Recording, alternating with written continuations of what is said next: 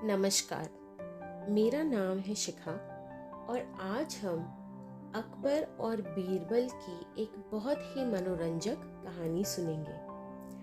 कहानी का शीर्षक है उपहार का बंटवारा।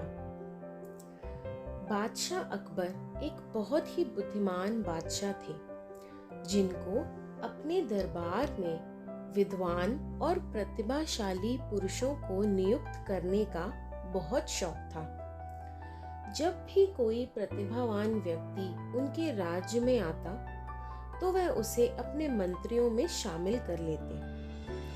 अपनी इसी खूबी के कारण बादशाह अकबर विद्वान लोगों से घिरे रहते थे, जो उनके दरबार में बैठा करते थे। उनका दरबार गुणी व बुद्धिमान लोगों से भरा हुआ था। बादशाह अकबर के दरबार के 9 लोग नवरत्नों के रूप में भी प्रसिद्ध थे। वे विशिष्ट खूबियों, प्रतिभा से संपूर्ण और अपने अपने क्षेत्र में निपुण थे। उन्हीं दिनों एक छोटे से गांव में, जो बादशाह अकबर के राज्य में ही आता था, उसमें महेश दास नाम का एक युवक रहता था। उसने अपना पूरा जीवन इसी गांव में व्यतीत किया था। वह दुनिया भर की यात्रा करना चाहता था। उसने बादशाह के विशाल महल और बड़े बड़े नगरों के बारे में बहुत सारी कहानियां सुनी थीं और वे वहां घूमना चाहता था। अपनी इसी इच्छा को पूरी करने के लिए उसने निश्चय किया कि वह बादशाह के दरबार में जाएगा और वहां नौकरी पाने की कोशिश करेगा।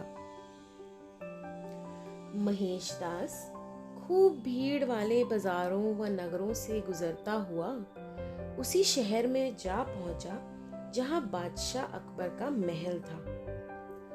वो महल के दरवाजे के पास तक तो पहुंचा, लेकिन उसे वहां द्वारपालों ने पकड़ लिया। द्वारपालों ने पूछा, जनाब, आप कहाँ जा रहे हो? महेश दास ने उत्तर दिया, मैं बादशाह को देखने जा रहा हूँ। द्वारपाल जोर जोर से हंसने लगे। एक द्वारपाल ने उसका मजाक बनाते हुए कहा, मुझे लगता है बादशाह ने तुम्हें व्यक्तिगत रूप से अपने भोजन कक्ष में रात के खाने के लिए आमंत्रित किया है। ये सब मजाक सुनकर भी महेश दास शांत रहा। द्वारपालों ने पुनः कहा, बादशाह बहुत व्यस्त है और तुम्हारे लिए बादशाह को मैं देखना संभव नहीं है।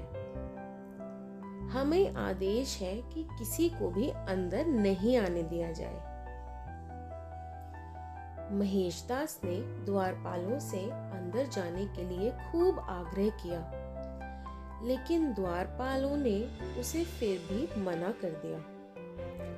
महेश दास ने फिर पूछा, मुझे अंदर क्यों नहीं जाने दे सकते? द्वारपालों ने कहा, क्योंकि तुम गरीब हो। हर व्यक्ति जो बादशाह से मिलने आता है, वो हमें कुछ देता है, जैसे एक गाय, एक बकरी। तुम हमें क्या दे सकते हो? महेश दास ने बहुत सोचा। फिर उसने कहा, मेरे पास अभी तो कुछ भी नहीं है, किंतु मैं वादा करता हूँ कि जो कुछ भी मुझे बादशाह से उपहार के रूप में मिलेगा, उसमें से मैं तुम्हें आधा दे दूंगा। दोनों द्वारपालों को मालूम था कि बादशाह बहुत ही उदार व्यक्ति है और जब भी उन्हें देखने कोई आता है, तो वह उन्हें मूल्यवान त्योहार देके भेजते हैं। इसलिए द्वारपाल जल्दी से सहमत हो गए और महेश दास को महल के अंदर जाने की अनुमति दी। जब महेश दास ने महल के अंदर प्रवेश किया, तो वे बहुत महंगे कढ़ाई किए हुए पर्दे व कालीन देखकर हैरान रह गया। पूरा महल लाल बालुआ पत्थरों से बनाया गया था और बेहद खूबसूरती से सजाया गया था। बादशाह अकबर दरबार के बीच में बैठे हुए थे। महेशदास ने अकबर के सामने झुककर अभिवादन किया। बादशाह अकबर ने कहा, तुमने मुझे जो सम्मान दिखाया उससे मैं बहुत खुश हूँ। बताओ, इसके बदले में तुम्हें मुझसे क्या चाहिए? महेशदास ने कहा, जहांपना, यदि ऐसा है तो मैं चाहता हूं कि आप मेरी पीठ पर 100 कोड़े बरसाने का इनाम मुझे दें। महेशदास की ऐसी मांग सुनकर सम्राट बहुत हैरान हो गए। उन्होंने कहा, ये तो बहुत अजीब इनाम है। तुम क्यों मुझसे ऐसा इनाम मांग रहे हो? महेशदास ने कहा, महाराज, जब मैं आपसे मिलने के लिए आ रहा था तो आपके द्वारपालों ने मुझे रोक लिया। जब मैंने उनसे आपसे मिलने के लिए आग्रह किया तो उन्होंने मुझसे कहा कि आपसे जो मुझे इनाम प्राप्त हो उसका आधा मुझे उन्हें देना होगा। बादशाह अकबर ये सुन के हंस पड़े।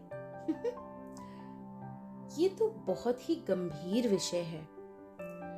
इसका मतलब है कि मेरे यहाँ के द्वारपाल अपना काम करने के लिए लोगों से रिश्वत ले रहे हैं और इसके लिए उन्हें सजा जरूर मिलनी चाहिए। बादशाह ने आदेश दिया, द्वारपालों को दरबार में लाया जाए। द्वारपालों को पकड़कर दरबार में लाया गया और रिश्वत लेने के अपराध में 100 कोड़े मारने की सजा सुनाई गई। फिर बादशाह अकबर ने महेशदास से कहा, तुम बहुत ही चतुर व्यक्ति हो और मैं ये चाहता हूँ कि तुम मेरे दरबार में मंत्री के रूप में नियुक्त होके मेरे दरबार की शोभा बढ़ाओ। महेशदास इस अवसर को पाकर बहुत खुश था। उस दिन से वह बीरबल के नाम से जाना गया और उसकी बुद्धि की कहानियां दूर दूर तक व्यापक रूप से फैलनी शुरू हो गईं। धन्यवाद।